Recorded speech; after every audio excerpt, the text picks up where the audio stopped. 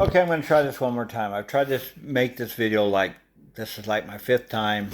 I liked the first one, but I didn't explain some of the things that I wanted to explain on it. So I tried to remake it, and I've been messing up every time.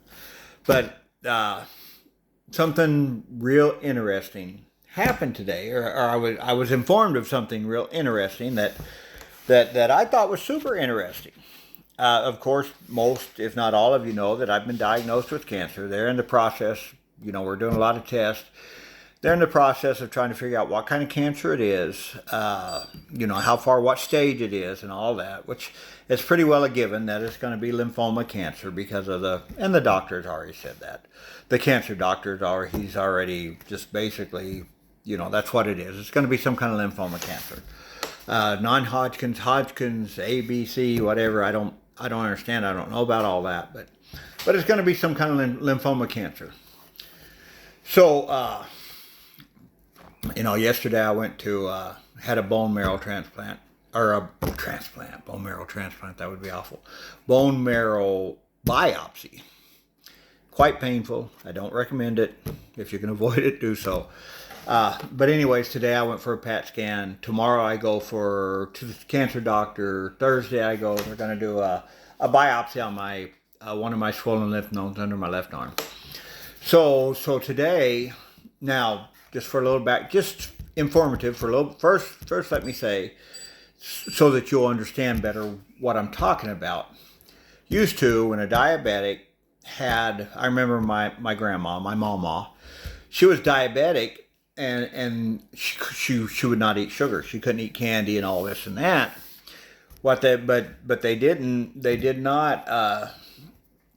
They allowed her to eat bread and pasta and whatever else. She just couldn't eat sugar. What they didn't realize back then, and what they know more recently have found out, is that your body metabolizes carbohydrates, which is bread, pasta, rice, potatoes, whatever. Your body converts carbohydrates into sugar, and your body uses it for energy. What it doesn't use for energy, it'll stores as fat to use later as energy. So I'm just explaining that so that you'll understand what I'm talking about later. So anyways, when I was first diagnosed, when they first did the first biopsy, and I was diagnosed with round cell malignancy. Of course, you're going to Google everything, try to figure out what's going on, try to figure out, what's the survival rate, how long, does a person at such and such stage, what's the statistics on, survival and all this. What are the treatment options? What are the homeopathic treatment options? And one of the short videos I came across said that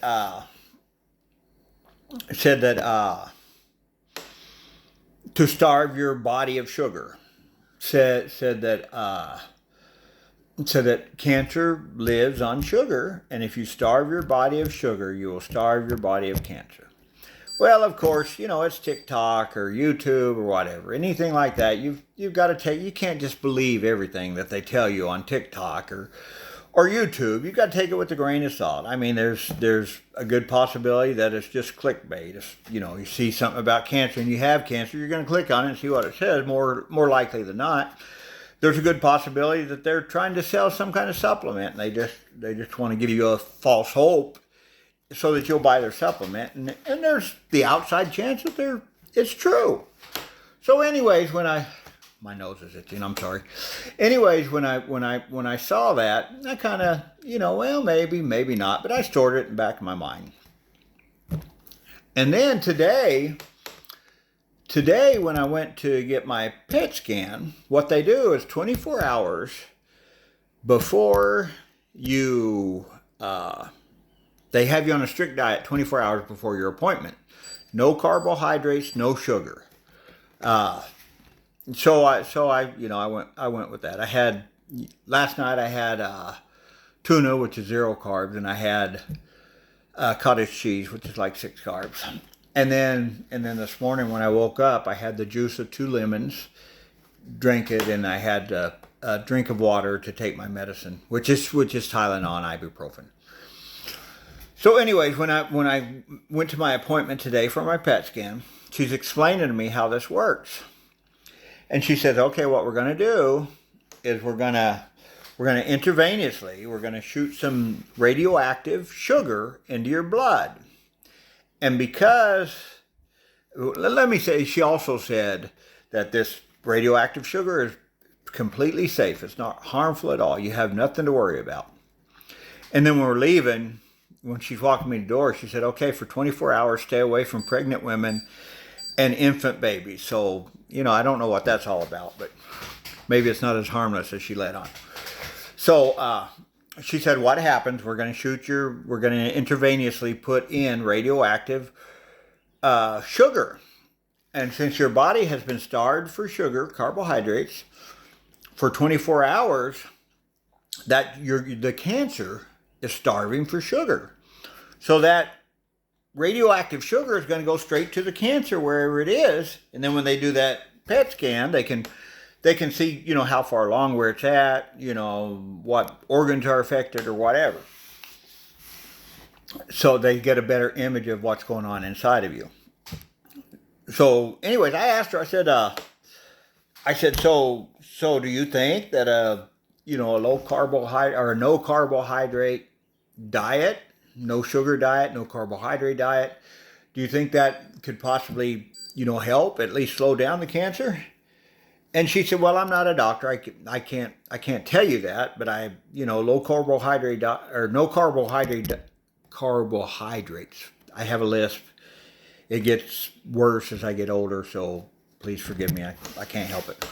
I guess I get lazy in my talking or get too excited and try to talk too fast." But she said, "I can't tell you that," but she kind of said, according to my test, that very well could possibly be true. And so that's a second. She said, your body has been starving for sugar. You've starved your body of sugar, and cancer lives on sugar. So when I put this radioactive sugar in you, it's going to go straight to the cancer, and we'll be able to see the cancer because the cancer is starving, basically. So that's a second indication that I have gotten that a no carb, carnivore diet, something like that, could possibly be a homeopathic avenue to take. Then here's the third one, and the third one was earlier, but I'll explain it to you now.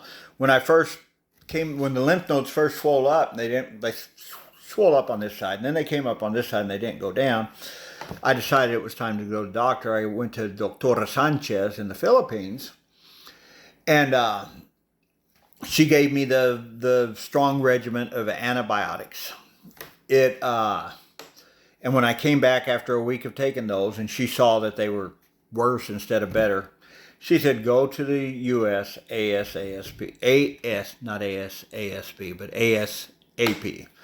She said, "Go back to the U.S. ASAP," and because she knew more than likely it was something serious, because there's really no other explanation. It's probably going to be cancer.